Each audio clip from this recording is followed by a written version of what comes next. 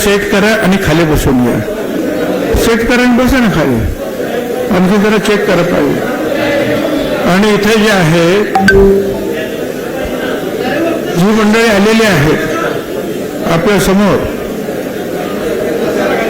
हे बघा मी तुम्हाला विनंती करतोय, आपण इथे काही हजार माणसं असतील, आत आहेत बाहेर आहेत, परंतु लाखो करोडो माणसापर्यंत जर आपल्याला पोचायचं असेल तर ही जी मंडळी जी आहेत ना ती महत्वाची आहे. म्हणून थोडंसं जर आपण जरा समजून घ्या. ह्या स्टेजवर सुद्धा आपल्याला पाहायला मिळतो, समोर सुद्धा पाहायला मिळतो, ज्याच्यामध्ये सर्व समाजाचे सर्व धर्माची माणसं आहेत, वेगवेगळ्या पक्षात काम करणारे लोक आहेत, वेगवेगळ्या संघटनांमध्ये काम करणारे लोक आहेत. आणि एवढीच आहे कशातला भाग नाही. माझ्या समोर बसलेले जे आहेत निदान आणखी तुमचं सगळेच आहात 65 लोक असे आहेत भगिनी आणि माता आणि बंधू की ज्यांना बोलायचं होतं, पण काय करू, त्याच्यासाठी 2 दिवसाचं आपल्याला शिबिर घ्यावं लागलं. परंतु मी आपल्या सगळ्यांचा आभार यासाठी मानतो की अतिशय कमी वेळेमध्ये आपण ह्या सर्व घटकातील सगळे लोक आलेले आहेत. म्हणजे आमच्या माजी आमदारांपासून तर सगळे आलेले आहेत. पांडुरंग अभंग जे आहेत म्हणजे माझे आमदार आणि अनेक जे आहेत माझे आणि पुढे असलेले हे भविष्यातील आमचे आमदार बंधू आणि भगिनी.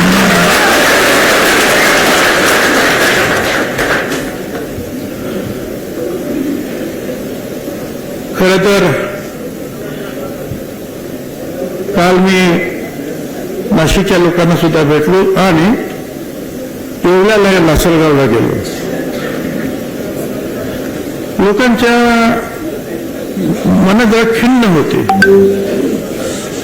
आणि आज काही लोक आले मला सांगायला लागले, चांगलं की साहेब येवला लासलगाव मतदारसंघामध्ये कुणीतरी गेल्यासारखी एक अडथळा जी आहे ही सगळी पसरलेली आहे दुःखाची. सगळे लोक दुःखात आहेत, त्यांना समजतच नाही. फार मोठा शॉक जो त्यांना बसलाय तो अजून त्यातून ते बाहेर येत नाही. मी काल खूप प्रयत्न केले त्यांना समजवण्याचे, धीर देण्याचे, पण ही गोष्ट फक्त एवढा लासलगावची नाही, ही गोष्ट तमाम महाराष्ट्रातील सर्व मागासवर्गीयांची, दलित असतील, आदिवासी असतील, हिंदू मुस्लिम सगळं, ओबीसी सगळे अनेक माझ्या मतदारसंघातील माझ्या विरुद्ध काम केलेले जे आमचे मराठा समाजाचे आमचे मित्रमंडळी ते आमच्या लोकांना विचारतात साहेबांचं असं कसं काय झालं. त्यांना सुद्धा अजून ते डायजेस्ट होत नाही की हे असं होऊ शकतं. या सगळ्या धक्क्यामध्ये अजूनही आपण लोक आहात, पण आपणच आज अशातला भाग नाही. अख्ख्या देशातून फोन चालू आहेत, मेसेज किती आहेत आणि काय आहे. काही मेसेज मी पंकज समीर अमुक आमचे कार्यकर्ते जे आहेत त्यांना उत्तर देतात, सगळ्यांना उत्तर देत आहे निश्चितपणे. पण सगळ्यांची मागणी आहे की तुम्ही आमच्याकडे या, आमच्या शहरात या, आमच्या जिल्ह्यात या, आमच्या राज्यात या. सगळ्यांची मागणी सुरू झाली.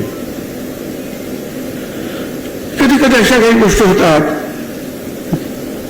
एखादी घटना अशी घडते ही सगळी माणसं जी आहे शांत असलेली माणसं एकदम पेटून उठतात. तसाच प्रकार जो आहे आज मला राज्यामध्ये दिसतो आहे.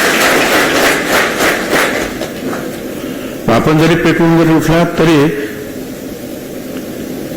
आपण पेटवा पेटवी करायची नाही. हे तर काल परवा सुद्धा सांगितलं. तुमच्या मनाचं दुःख आहे, तुमच्या मनात जो एक निषेध जाहीर करायचा जरूर करा, पण शिवीगाळ नको, जोडे मारा अमुक काहीही नको. काय गरज आहे त्याची. ही माणसं त्यांना समजतं काय चाललंय ते. राज्य करताना सगळ्यांना समजतं काय चाललंय, रोज सकाळी 8 वाजता जे आहे ना, राज्यात काय काय चाललं त्याचं ब्रीफिंग जे आहे ना मुख्यमंत्र्यांपासून होतंय सगळ्यांना, काय काय कुठे कुठे काय काय झालंय. त्याच्यामुळे ती काळजी तुम्ही करू नका. तुम्ही तुमचा निषेध दाखवता त्याच्यामध्ये थोडासा संयम पण ठेवायला पाहिजे. आणि हेही तुम्ही लक्षात घ्या की आपल्या बरोबर तसे मागासवर्गीय, दलित आहेत, आदिवासी आहेत, मुसलमान आहेत, त्याप्रमाणे मराठा समाजाचे सुद्धा कार्यकर्ते आहेत. इथे सुद्धा अनेक बसलेले आहेत, इथे सुद्धा माझ्या समोर वरती आणि खाली बसलेले आहेत. मतदारसंघातील माझ्या निवडणुकीचं सारथ्य ज्यांनी केलं ते सगळं मराठा समाजाचेच कार्यकर्ते होते, ज्यांना आजपर्यंत शिव्या खायला लागतात फोनवरून, मेसेज. आणि आता परत आणखी मग काय झालं तुमच्या भुजबळांचं वगैरे सगळेच काय डोळ्यामध्ये अश्रू त्यांच्या येतात. मोठी मोठी माणसं आहेत. त्यामुळे असं समजायचं नाही ही माणसं सगळे आपल्या बरोबर आहेत. आपण एवढंच काय, महात्मा ज्योतिराव फुलांबरोबर सुद्धा काम करताना सावित्रीबाई फुलांचं जे काही शाळा निघाली ती भिड्यांच्या वाड्यात, म्हणजे भिडे ब्राह्मणच होते. असे अनेक, एक नाही दोन नाही, अनेक ब्राह्मण जे आहेत चिपळूण गावांपासून सगळे अनेक वेगवेगळे जे आहेत परांजपे वगैरे त्यांनी मदत केली ना.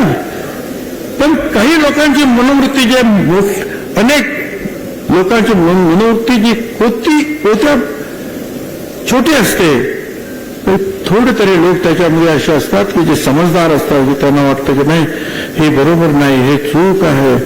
महिलांच्या शिक्षणाला, मुलींच्या शाळेला विरोध करणारे हे तुमच्या आमच्यातले सुद्धा लोक होते.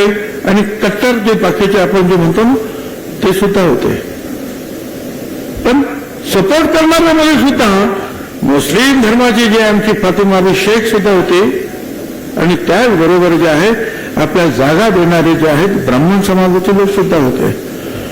त्यामुळे सगळेच आपले दुश्मन आहेत नाही. आपले दुश्मन जे एका आमच्या विरोधात आम्हाला संपवायला निघालेले आहेत त्यांना आमचा विरोध आहे. त्यांना हे समतेचं चक्र उलटं फिरवायचं आहे, त्यांना माझा विरोध आहे. जात-पात नष्ट करण्यासाठी आम्ही प्रयत्न करतो आहोत. शेवटी आरक्षण हे आहे काय आहे आणि कशासाठी आहे मी ते किती वेळा सांगितलं. आरक्षणाने एका दिवसात, एका वर्षात, 5 वर्षामध्ये सगळे प्रश्न सुटत नाहीत. आणि सगळे प्रश्न सुटले असते तर आमच्या दलित आणि आदिवासींना एवढ्या मोठ्या प्रमाणावर लोकसभेत, विधानसभेत आणि इतर ठिकाणी मोठ्या प्रमाणात आरक्षण आहे. आपल्याला कितीतरी दलित समाजाचे आहेत कलेक्टर, SP सापडतील, आदिवासी समाजाचे सापडतील. पण आज आहे त्या झोपडपट्ट्यात गेले तर तेच माझे गरीब बांधव दलित आदिवासी सापडतात. पण असा एक भ्रम करून दिला, बस आरक्षण मिळालं की ताबडतोब सोन्याचे कौल आपल्या घरावर बसणार आहे.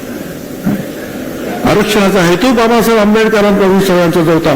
खरं म्हणजे महात्मा ज्योतिराव फुल्यांपासून त्या महात्मा ज्योतिराव फुल्यांनी त्यावेळेला म्हटलं की कामे द्यावे वाटून जातीच्या प्रमाणात.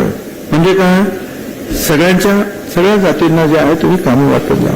शिक्षणाच्या बाबतीमध्ये सगळ्यांना शिक्षण द्या, समान न्याय द्या. ही जी मागासवर्गीय मंडळी जी आहे ही हळूहळू पुढे येतील, त्याच्यासाठी त्यांना आरक्षण द्या.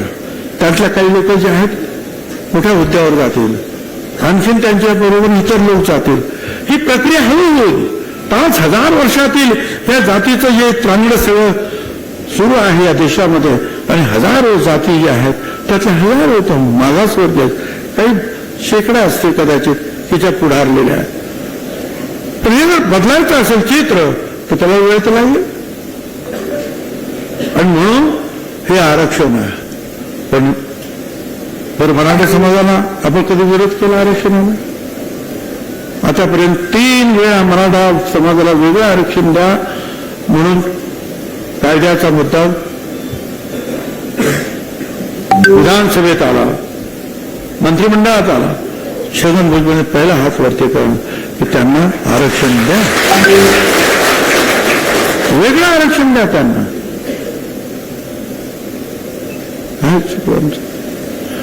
मला आता मराठा समाजाचे अनेक जे आहेत, मी मागे सुद्धा सांगितलं, बाळासाहेब सराटे, जे कोण मित्र आहेत ते कोंढरे म्हणून अनेकांनी जे आहे त्यांनी सांगितलं की हा प्रश्न सोडवायला पाहिजे. म्हणजे सोडवायला पाहिजे, पण एकमेकावर कुरघोडी करू नको, एकमेकाच्या हक्कावर आक्रमण करू नको.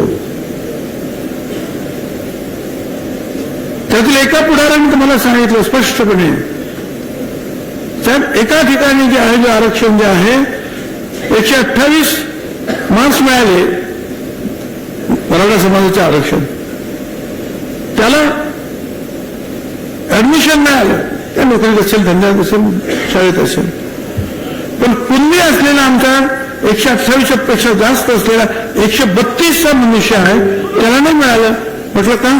कारण तिथे 136 वाला जो आहे हा दुसऱ्या जातीचा होता, म्हणून याला नाही मिळालं.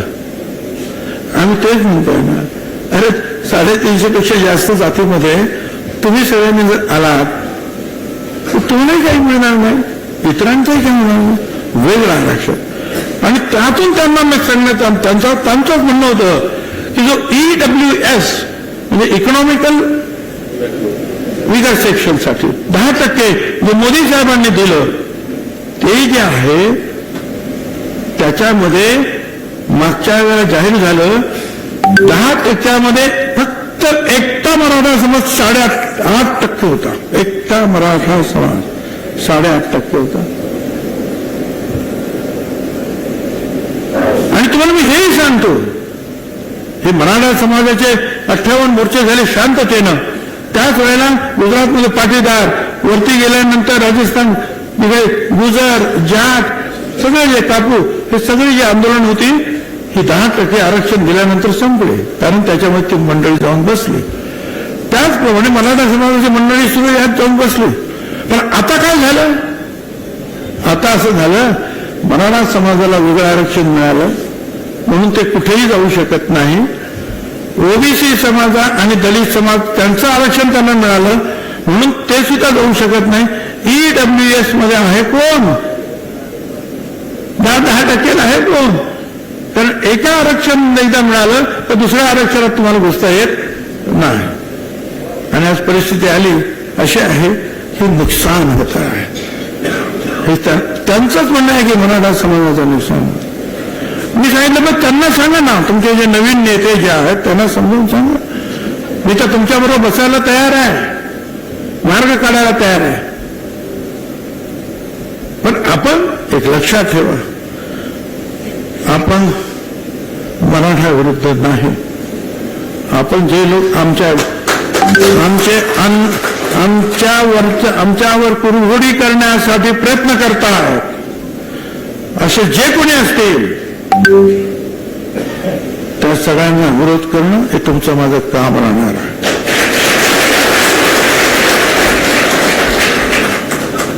त्यांना ठणकावून सांगावं लागेल, पुन्हा एकदा बीड होता कामा नये.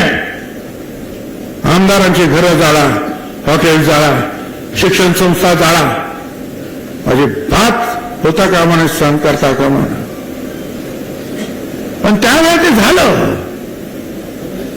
आणि मी ते सगळं वर्तमानपत्र आणि त्याच्यावर पाहिलं टीव्हीवर आणि धावत गेलो आणि उभा राहिलो. लोक एवढे घाबरलेले, भेदरलेले. लोक काय घाबरलेले? नेते सुद्धा घाबरलेले. कुणी निषेध केला सांगा, कुणी त्याच्या विरुद्ध बोलले सांगा. नेते जिथे घाबरले तिथे सामान्य जनता किती घाबरली असेल. त्या सामान्य जनतेला तुम्ही सगळ्यांनी, आपण सगळ्यांनी जे लाखोचे जे मेळावे झाले त्यातून एक आधार निर्माण झाला, एक शक्ती निर्माण झाली की नाही आम्ही सगळे एक आहात आणि एक जर नसलो तर आम्ही सेफ पण आहोत. हम एक है तो सेफ है अशा अर्थात.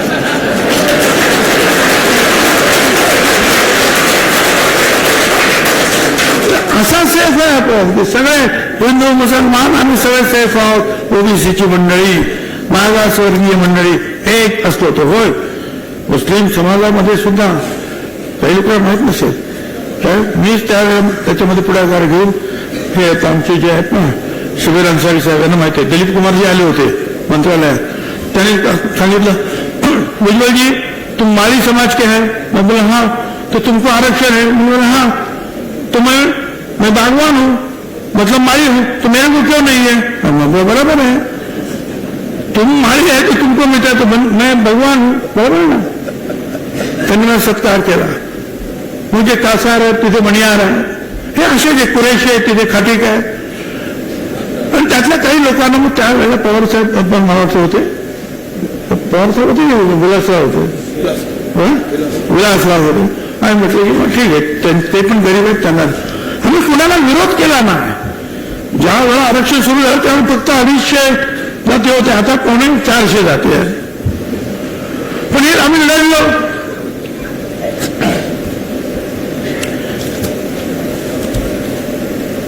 आणि आता पुन्हा निवडणुकीला आपण उभे राहिलो.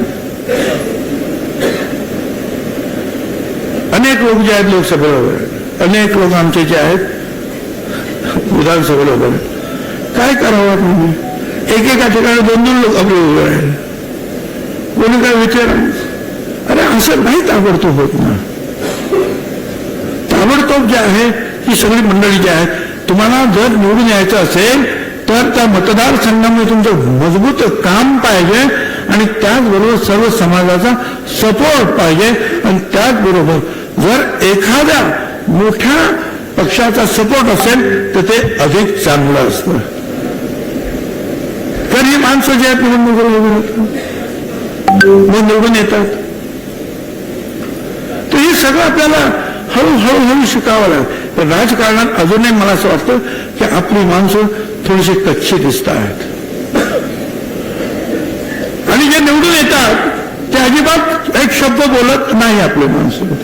पण त्यांना माहिती आहे आपण जर बोललो तर आपल्याला लोक निवडून देणार नाही.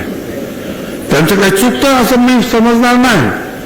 कारण माझ्या सुद्धा मतदारसंघामध्ये ज्या वेळा या महाशय आले इथे, ते काय म्हणतात सलाईनचे लावलेले जे इंजेक्टचे सुया, आणि मी आजारी आहे, आता माझं काय होणार मला माहित नाही, पण माझ्या लेकरा बाळांचं पुढे काय होणार आहे माझ्या समाजाचं, हा मनुष्य याला पाडा म्हणजे मला पाडा.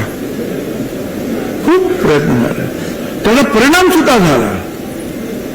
परिणाम असा झाला की जवळ 60-70 हजार मतं माझी कमी झाली.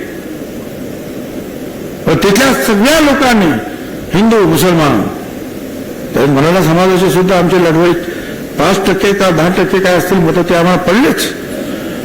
परंतु संपूर्ण आदिवासी समाज, संपूर्ण दलित समाज, संपूर्ण मुसलमान समाज, संपूर्ण गुजराती मारवाडी समाज, संपूर्ण ओबीसी समाज एकजुटीने उभा राहिला आणि एक सदन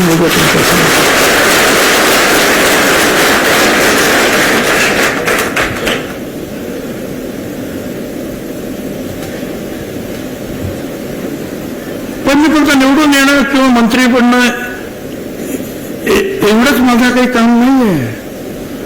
मला मंत्रीपदाची एवढी हाव असते तर मी मंत्री 16 नोव्हेंबरला मंत्रिपदाचा राजीनामा देऊन मग 17 नोव्हेंबरला जालन्यातील अंबडला आपल्या जाहीर सभेसाठी आलो नसतो. मी पहिल्यांदा राजीनामा दिला. मागच्या गाडीमध्ये म्हणजे माझ्याबरोबर बसले समीर भाऊ, त्यांना सारखे फोन, साहेबांना सांगा राजीनाम्याचा तुम्ही उल्लेख करू नका. विचार त्यांना, मी नाही केला उल्लेख,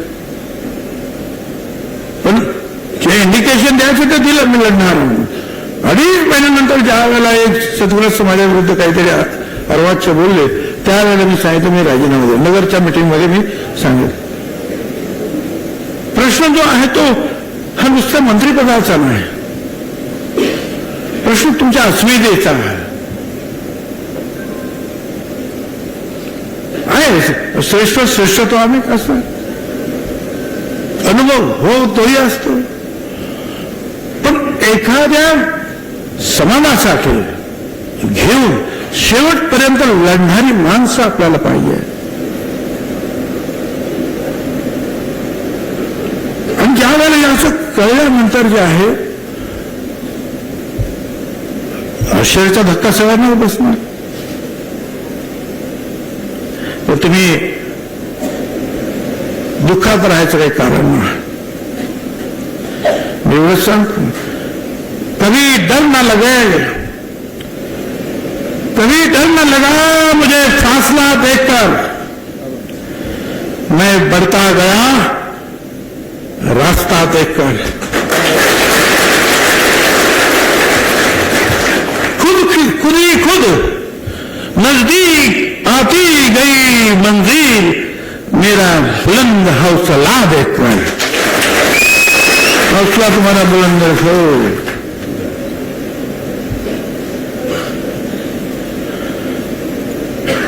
अनेक गोष्टी आहेत ना. निवडणुका संपल्यात काय आता?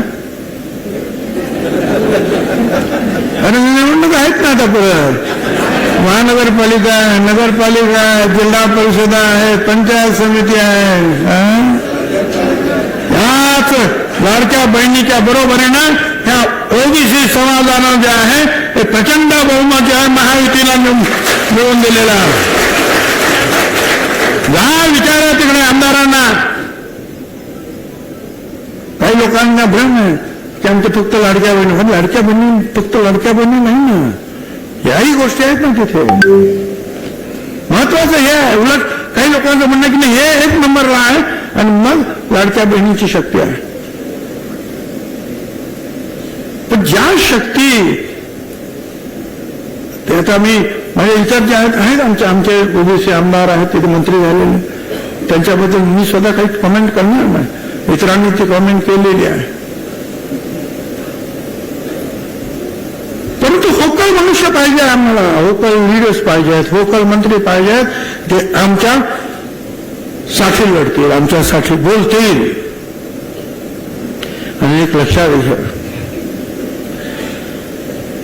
ही लढाई जी आहे आता परत आवाज द्यायला सुरुवात झालेली आहे. पण ही लढाई आमदार म्हणून जसं हाऊसमध्ये मी लढणार, त्याचप्रमाणे तिथे कितीही बंधन असली तरी रास्ता तो मेरा है.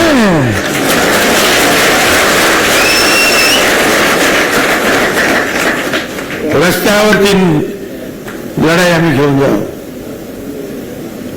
गावागावातून फोन येतातच आहे, जिल्ह्यातून फोन येत आहेत, राज्यातून फोन येत आहेत. उज्ज्वल साहब आओ, हम आपके साथ है, ताकत बढ़ाओ. आणि होय संघर्ष करो. आणि होय खरं आहे, मी संपूर्ण राज्यात जाणार आहे. आणि एवढंच नाही तर अनेक राज्यातून जाणार आहे आणि पुन्हा एकदा जो आहे ओबीसीचा एल्गार करणार आहे.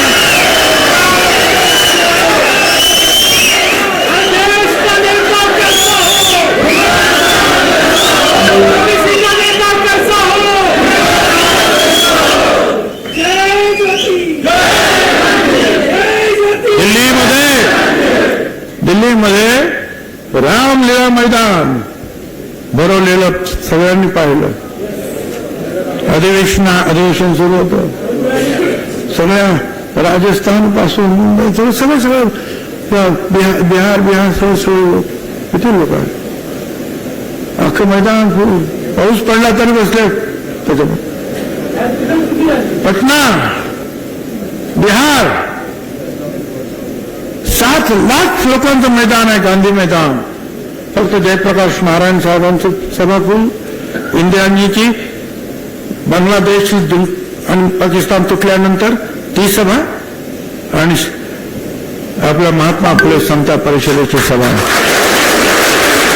आपण पूर्ण मैदान भरलं होतं. लालूजी आणि इतर नेते जे आहेत बघत होते काय गर्दी आहे. राजस्थानात सभा झाल्या, आपल्या गुजरातमध्ये झाल्या, युपीमध्ये झाल्या, आंध्रमध्ये झाल्या, अनेक ठिकाणी झाल्या, गोव्यात झाल्या, सगळ्या अनेक ठिकाणी झाल्या. आपण आणि पुढे जाणार, पुढे शांत राहणार. जावं लागेल, ताकद एकत्रित करावं लागेल. जोपर्यंत आपण एकत्रित उभे राहणार नाही, ताकद दाखवणार नाही,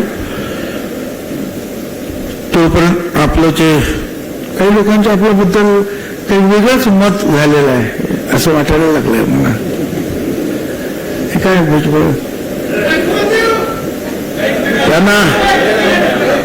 त्यांना मला सांगायचं, मेरे बारे में कोई राय मत बनाना गाली, मेरे बारे में कोई राय मत बनाना गाली, एक ऐसा दौर आएगा मेरा वक्त भी बदलेगा और तेरी राय भी बदलेगी.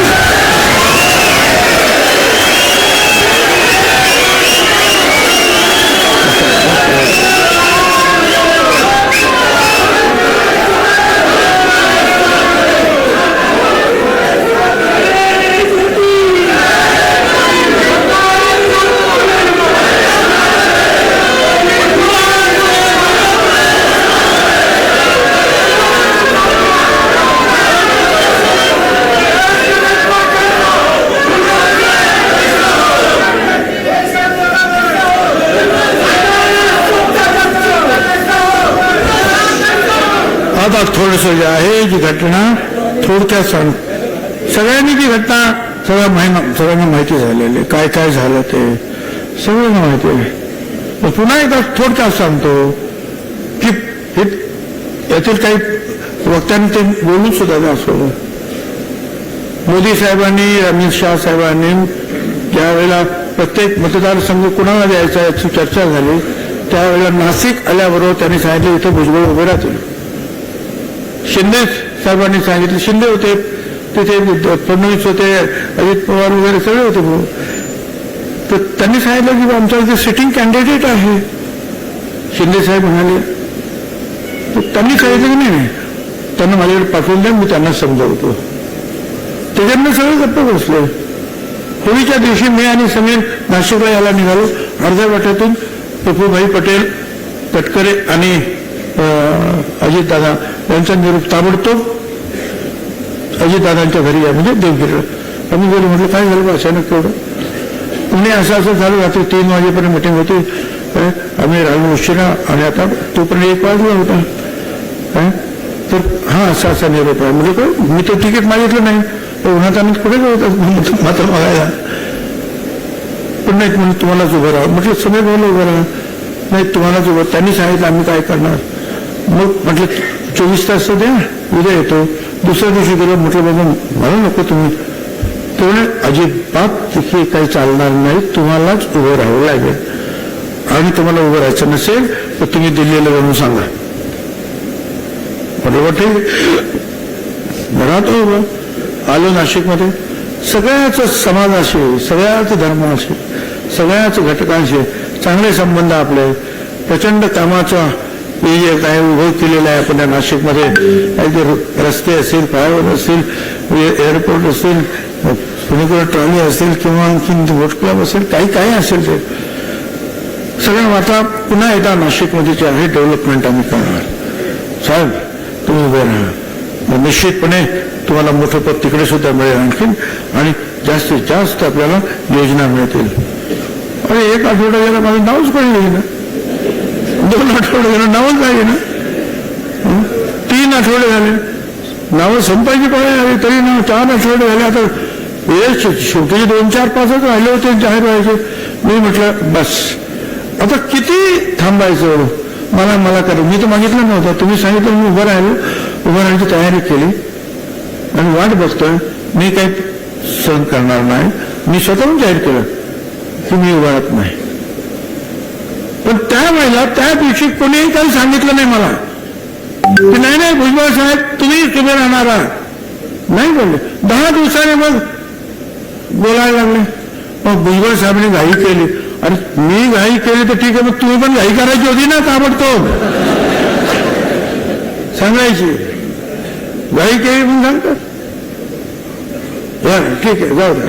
पुढे मग काय झालं ते निकाल काय लागले त्याच्यामुळे याच्यामुळे जी नाराजी आली त्याच्यामुळे आणखी 5-7 ठिकाणी उलटे निकाल लागले. ठीक आता ते काय आपल्याला सगळ्याला कल्पना आहे. राज्यसभा आली तर मला सांगण्यात आलं की सुनेत्रा ताई ज्या आहेत त्या पडल्या पण त्यामुळे काय आपल्याला विचार करावा लागेल. पण ठीक आहे, आता मी काय बोलणार, ठीक आहे, जाऊ दे. दुसरी आणखीन एक राज्यसभा आली, ती राज्यसभा होती सातारची जागा आम्हाला मिळाली, परंतु ती बीजेपीला पाहिजे होती उदयनराजेसाठी. बीजेपीने सांगितलं की तुम्हाला आम्ही एक राज्यसभा देतो, ती जागा आम्हाला द्या. त्या जागेवर लढण्यासाठी नितीन पाटील म्हणून प्रयत्नशील होते, मकरंद पाटील आमदार, त्यांचे भाऊ. ठीक आहे, तर आमच्या अजितदादांनी वगैरे सगळं मान्य केलं आणि सांगितलं तुम्हाला नितीन पाटील तुम्ही जरा मसाल घ्यायला पाहिजे, अजून मी तुम्हाला खासदार करेन. आणि परत त्याचं नाव आलं खासदार. आणि पण म्हटलं तुम्ही विचारायला पाहिजे ना आम्हाला सगळ्यांना, हे असं सांगण्यात एक खासदारासारखी पोस्ट देत असताना काही चर्चा तर करायला पाहिजे. असं भाषण मग मला सुद्धा तुम्हीच सांगितलं होतं ना, आणि मी सुद्धा तयारी करत होतो ना. मग जो न्याय त्याला दिला तो न्याय मला का नाही देत?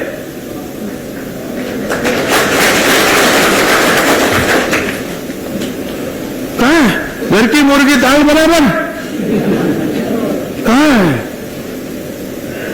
नाही, तुमची गरज जी आहे ही राज्यामध्ये जास्त आहे, तुम्हाला लढवावं लागेल. कारण अडचणीत आले त्या दिवशी त्यावेळेला लोकसभेचे निकाल जरा उलटे सुलटे झाले. आपल्या पक्षाला पुढे न्यायचं असेल तर तुमचा चेहरा पाहिजे आम्हाला निवडणुकीमध्ये. म्हणजे ठीक आहे बाबा, राहिलो काय झालं ते तुम्हाला म्हणजे सांगितलं. सगळ्यांच्या मिटिंगा माझ्या विरोधात तिथे झाल्या. रात्र 10 वाजता दारावर जाण्यासाठी म्हणून ते पुढारी आले, आंतरवेली सराटीचे इंजेक्शन सलाईनचे, आणि ते रात्री 2 वाजेपर्यंत माझी मिटिंग असल्या तर तिथेच नेमके पाटोद्याला मिटिंग तिथे, लासलगावला मिटिंग तिथे. 10 वाजता आमच्या मिटिंग बंद केल्या आम्ही, यांच्या मिटिंग 2 वाजेपर्यंत चालू. तो त्याचा परिणाम झाला, मतदान कमी झालं, पण आमचे लोक हिमतीनं लढले. आता ती हिमतीनं लढले. आता मला सांगतात ते, कारण मकरंद पाटलांना मंत्री करायचं जे त्यांनी केलं, तर मग त्याच्यासाठी सांगितलं की आता त्याच्या भावाला आम्ही राजीनामा द्यायला सांगतो खासदारकीचा. तो खाली मकरंद पाटलाला मंत्री करायचं, केलं मंत्र्यांनी. त्या जागेवर तुम्ही जा. म्हटलं म्हणून कसं काय तुमच्या म्हणून तुम्हाला जायचं होतं ना? जायचं होतं मग, पण आता काय वेळ काय काय, आणि मला पाठवायचं होतं तर निवडणुकीला उभंच करायचं नव्हतं ना, शांततेने निवडणूक झाली असते ना. मला तो तुम्ही आम्ही निवडणुकीला उभं केलं, आणि त्या लोकांनी जेव्हा तर रान करून माझ्यासाठी जे लोक म्हणले ते डोकी फोडून घेतील ना. काय सांगू मी त्यांना? कारण राज्यसभेवर तुम्ही मला पाठवणार तर इथे मला ताबडतोब राजीनामा द्यावा लागेल, तोही ठिकाणी राहता येत नाही. तर तुम्ही राजीनामा तिथे द्यायचा, राज्यसभेवर जायचं, त्या लोकांनी मला काय म्हणायचं? नाही म्हटलं तरी काहीतरी 1.25 लाख मतं काहीतरी पडलेली असेल ना मला. काय करायचं त्यांनी? कोणाला बघायचं? कपाळ आपली येते बिचारे. मी म्हटलं हे काय होणार ना, मी माझ्या लोकांना आज सोडू शकत नाही.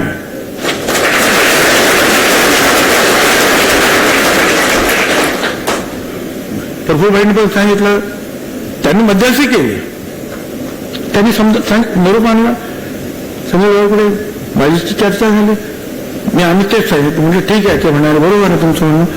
अजितदादांशी बोललो, अजितदादांनी समजावून सांगितलं. अजितदादा म्हणले ठीक आहे बसू आणि चर्चा करू. पण दुर्दैवाने ते कधी बसले नाहीत आणि पुढे काही चर्चा झालीच नाही. जे मला कळलं ते आज मी सांगितलं. प्रफुल्ल पटेल यांनी सुद्धा प्रयत्नाची पराकाष्ठा केली. तुम्ही असं करू नका, तटकरेंनी पण केली, तुम्ही असं करू नका, भुजबळ साहेबांना घ्या. आणि एवढंच नाही तर राज्याचे मुख्यमंत्री देवेंद्र फडणवीस यांनी शेवटच्या क्षणापर्यंत आग्रह धरला की भुजबळ साहेबांना पाहिजे. सतत 4 दिवस त्यांच्या मागे होती, शेवटच्या क्षणापर्यंत. ते असं करू नका, हे चुकीचं होईल फार. नाही घेतला.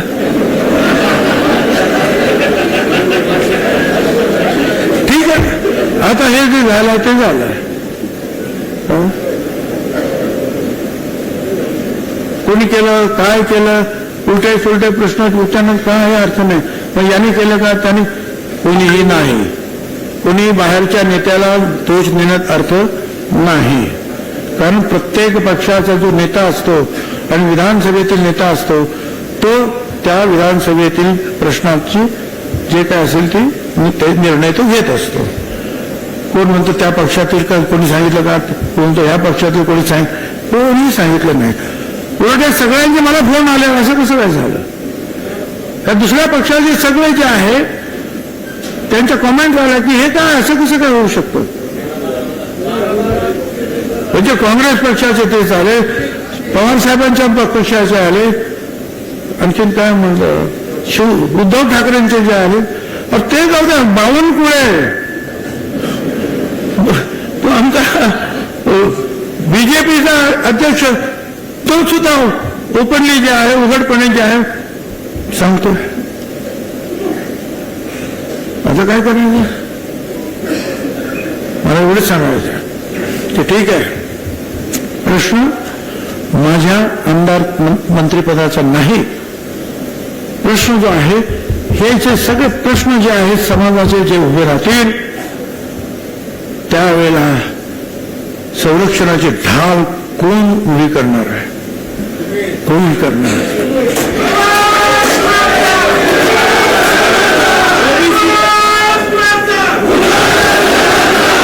मंत्रिपद जे आहे, मंत्रिपद किती वेळा आली, मंत्रिपद किती वेळा आली आणि किती वेळा गेली. विरोधी पक्षात सुद्धा बसावं लागलं, बसलो ना. विरोधी पक्ष नेता म्हणून सुद्धा काम केलं ना कितीतरी वेळा. त्याचं काय एवढं काय दुःख.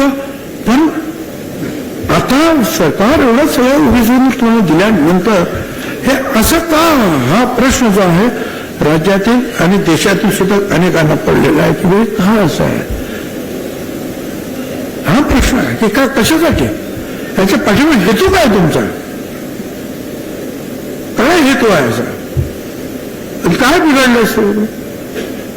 ठीक आहे, मंत्रिपद नसेल तर रस्त्यावर मी आहे ना, लढणार, आम्ही बोलू, तो मुद्दा नाही. सभागृहात सुद्धा मी आहे, लढणार, बोलणार.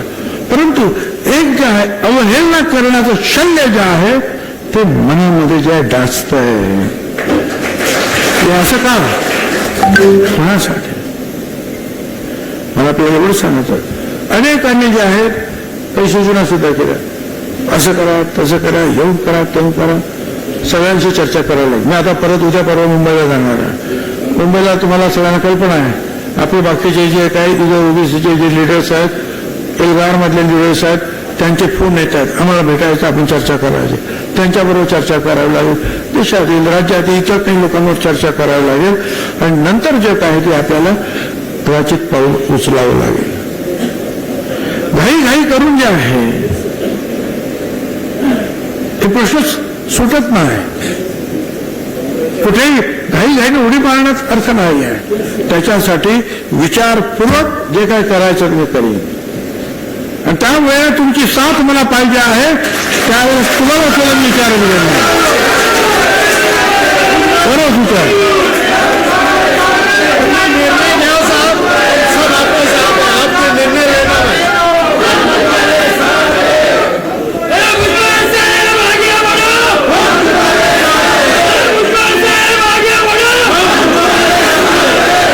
मला सगळ्यांना सांगायचं आहे,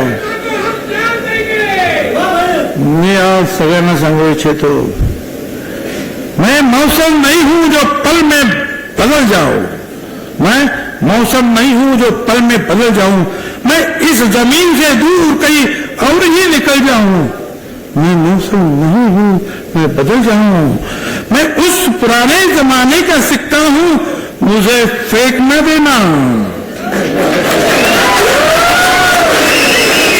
मैं उस पुराने जमाने का सिक्का हूं, मुझे फेंक ना देना. हो सकता है तुम्हारे बुरे दिनों में यही सिक्का चल जाए.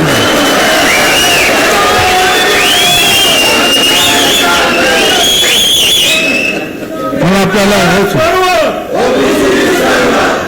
आपलं हे जे काय आहे निदर्शनं सुरुवात होईल. निदर्शनं कशासाठी करायचे?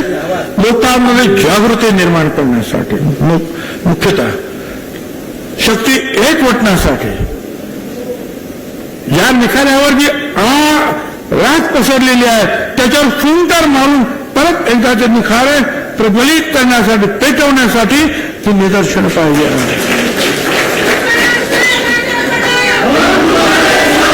त्याच्या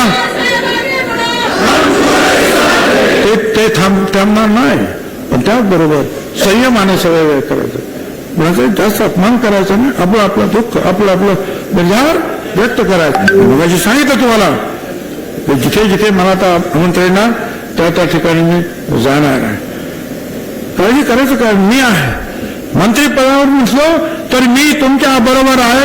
रक्ताचा शेवटचा थेंब असेपर्यंत या मागासवर्गीयांच्यासाठी लढता जो आहे शेवटचा श्वास घेणारा हा छगन भुजबळ आहे.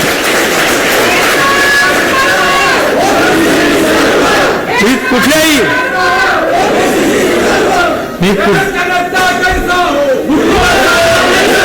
आणि यात मी कुठच्याही दबावाला सुद्धा बळी पडणार नाही. लक्षात ठेवा. जिथे आपले प्रश्न, तुमचे प्रश्न आहेत, गोरगरिबांचे प्रश्न आहेत, तिथे आपण सगळ्यांनी एकजुटीने उभं राहायचं आहे. मी तुमच्या बरोबर राहणार आहे. अनेक राज्यातले लोक आज इथे नाही आले, ते तुमच्या बरोबर राहणार. देशातले लोक तुमच्या बरोबर राहणार. तर तुम्ही हिंमत ठेवा. ती हिंमत तुमची ठेवा. वाट पहा. तोपर्यंत आपलं काम चालू ठेवा. पुढे कदाचित आणखीन काही संकट येण्याची शक्यता नाकारता येत नाही समाजाच्या बाबतीत. त्यावेळेला पुन्हा एकदा जो आहे ओबीसी एल्गार पेटवावा लागेल, करावा लागेल. तुम्ही सगळे यासाठी तयार आहात? दोन हात वर करून सांगा. तुम्ही सगळे मला पाठिंबा देणार? सगळे लढायला तयार? रस्त्यावर लढाई होणार तयार? कदाचित आपल्यावर वरवंटा चालवतील. तुम्ही लढायला तयार? धन्यवाद. जय हिंद, जय महाराष्ट्र, जय ज्योती, जय क्रांती, जय भीम.